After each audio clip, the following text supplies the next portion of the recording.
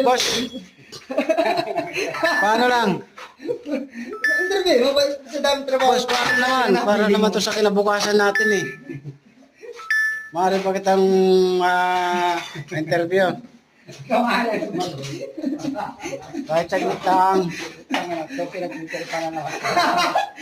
Ikaw, boss, ikaw. Ah, wala, ito lang kaya ng isip namin eh. Oh, bakit? Saan ka ba dati? Sa puso ng vlogger. Di nga, oo nga. Ikaw, boss, maaari ba? Interview mo.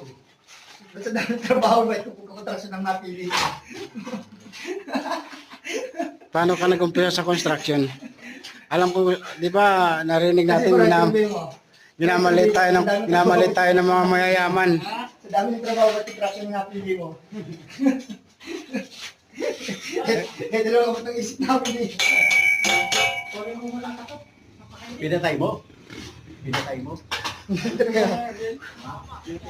Ito ang aming stillman, mason, karpintero, babaero, lasinggero. Ari ang lasinggero. Oh, walas lusin pala eh. Mamaya, babalikan kita. Mamaya. Ari ang aming mason, oh. Di ba pa-pray na libor? Ha? Di ba pa-pray na libor? Kukuha na bro. Gagawin na Hindi, sa atin meron. Pagod natin, nalibor.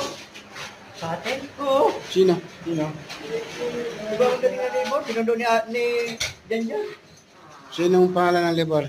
Libor? Bako. Kumuha pa libor? Oo. Kumuha pa. Oo. Pag-delete na, kumuha pa. Baka si Pag-delete ka Ay, si Janjan. Ano, forman? Kumuha. Forman Janjan? Baka si... Yun yung makikita. Tingnan mo sa yun dyan sa akin. Meron na bagong dating nalibor.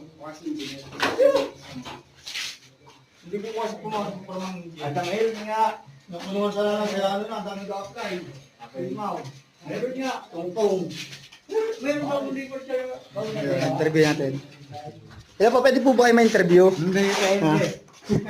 Bakit napili sa dami po ng trabaho yung pagkukontraksyon ng yung napili? Kasalita pa gulo. Ikaw, pwede kayo ma-interview. Ha? Pwede po kayo ma-interview.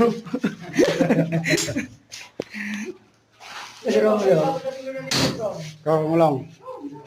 Bakit nang nababalita ako sa mga nagkukontraksyon walang natitira sa sahod? Puro kasi alak eh.